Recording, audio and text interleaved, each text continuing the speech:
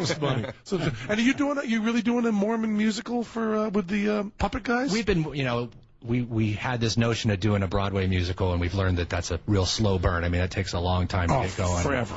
And so, but we just, we loved Avenue Q, and we met those guys, and we sat down and started we came up with a lot of great songs together, actually. And so right now it's still in that phase where we're just writing songs and having fun, and it'll start being work and not fun at some point, I guess. Yeah, well, that was the Aristocrats. The Aristocrats was just fun. Right. And then all of a sudden you cross that line where it might be good. Right. And then all the fun goes away for you. Right. You get to transfer the fun from you to the world. Right.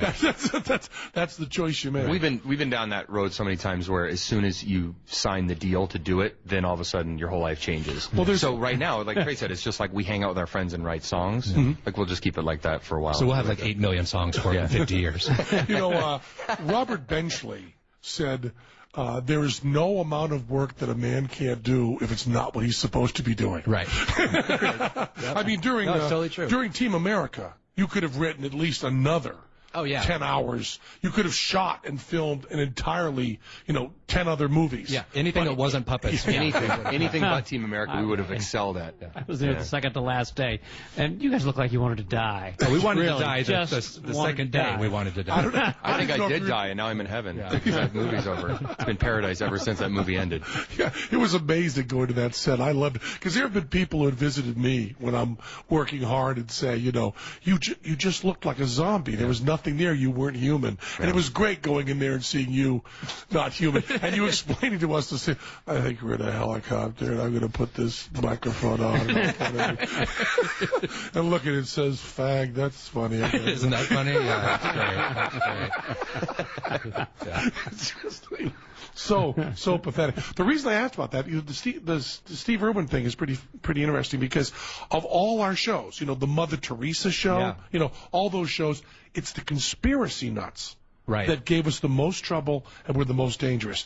The people, our big thing was we said, well, maybe it was Muslim terrorists that took down the Twin Towers on 9/11. Yeah. Right. And that's what people went crazy about. I mean, harassing phone calls to our crew. Right. Not even us, to our crew. You're part Finding our crew. You're part of the Zionist conspiracy all of a sudden. Oh, yeah. And I was really part of the Zionist community, which is amazing because we didn't even have Jews in my town.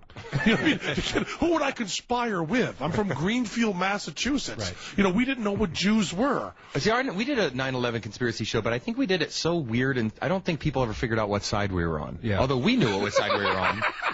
I don't know. It's just like I went on the internet the next day to see what the crazies were saying, and they seemed positively confused about so are they on our side? Because we had the guy wear a 9/11 a 9/11truth.org T-shirt. I mean, we just put the main site on the show, and they were like, "Thanks a lot, South Park, for the like we totally ripped on you. You don't get it." But that that's not the point. Yeah. I mean, on one hand, with the we kind of thought, well, let's just make it the real website because light will. We want people to go see how goofy and dumb these guys are, right? Mm-hmm. But then all of a sudden it's like, I feel like the 9/11 conspiracies, it's like, I don't know, I feel like in 10 years, most of America's going to believe it. Like it's just growing, you know what I mean? And you can't stop. Once you get further away from the real event, people start just going, well, maybe, I don't know. You just forget, you know what I mean? There's a nut thing that I read a while ago, excuse me, that, right after Lincoln was assassinated, right? For a year or two after. Okay, John Wilkes Booth, boom, boom, boom, it's all set. And then it goes into this pattern that seems to be a part of a nation handling something disastrous.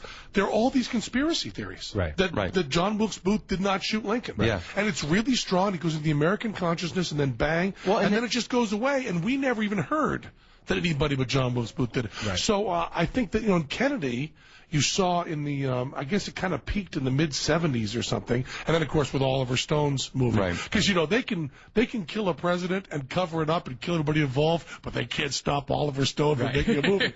I thought that movie coming out was proof that Kennedy was shot by one lone assassin. Because otherwise, why is Oliver Stone alive? Right, exactly. How hard is it to stop one pothead from making a movie?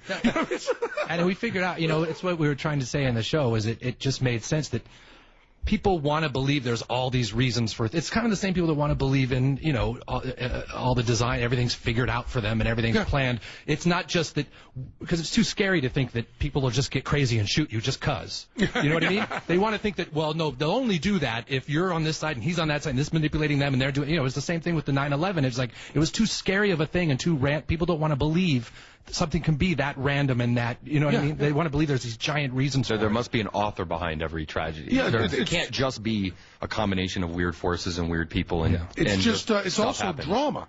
Right. You know, if you saw a movie and you're watching the whole, you know, the big heroes, you're watching Die Hard, you know, and he's winning and he's doing great, he's invincible, then he like falls out the window. Right. He'd just be like, that sucks. Yeah. So I think that's the same kind of thing with those It is just people like imposing dramatic structure on events that don't have dramatic structure. Right. It's just like, that just sucks. These guys are, I mean, there was a conspiracy of Muslim terrorists, really. Absolutely. Right, but absolutely. like, you know, they're just that. They have a conspiracy. It's just not a good enough. It's not good enough, right. It's almost like 9/11 wasn't interesting enough. It's like, you know what I mean? It's like, you know what I mean? It's like 9/11 conspiracy. They're just like, well, you know, is it just that simple explanation, or is it just really crazy? It wasn't interesting. It's like 9/11 was the most interesting thing that ever happened, pretty much. Like, but you know, good or bad, like bad, but, also, interesting. It doesn't need another layer of stuff. But it's also that thing. Everyone knows in good drama that halfway through the thing you got to go, it's not that guy, it's that guy, and the guy you thought did it's not the guy, it's that guy. You also know who the bad guy always has to be. The bad guy always has to be white. Right. And successful. Right. It always has to be a businessman. And it has to be the last guy you suspect and the guy who is the person who sort of started to stop it in the first place. Going, so you figured it out. Now I must kill you too. We were going to make it, originally in the South Park episode, we were going to make it that the people who make American flags brought down the towers. They obviously had the most to gain. Yeah. Like, look at who had the most to gain. Follow the money. Yeah, people who make Follow American the money. flags, I don't, you know, doesn't mean they did it. Just because you gained from it. Did you get any heat from the atheists on your big two-parter? No, just you, pretty much. Yeah, just you. You're the only one, really. Just you. I want you to know, did you hear from Richard Dawkins? No. Because I get a note from him, and I can pass this on to you. He said, I'm not a regular watcher of the show. I didn't really understand it, but the guy doing the English accent was not very good. Well, he's sitting right over there. He's right there. We're on the radio. We're on the radio. He said he was unhappy with the English accent. But on the other hand, it did look just like him. Yeah, he was okay with that. He was okay with everything else in it. He was also really good. You know, he was fine having sex with, you know. Yeah, no, he really didn't do anything that wrong in the. No, he wasn't a horrible guy in the show. No, he wasn't a horrible guy. It just had your usual very depressing point that people are going to fight over something. Right. That was kind of our point. Well, and that's the, you know, it's so hard with a 20-minute show because it's something as big as what are you going to say? Okay, well, not only is it what are we going to say, but you got to tell a story too, and that's always for us got to be first. Sure. You know that there was a good story, but of course it's always got to make some kind of point that we believe, but.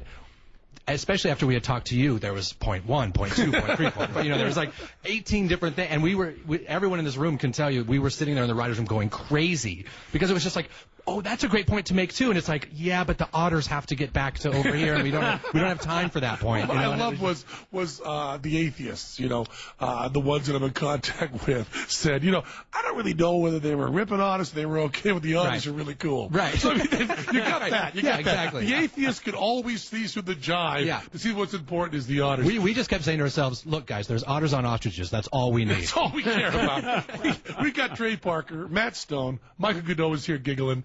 My name is Penn Jillette. We're on the Free FM CBS Radio, and we will be back.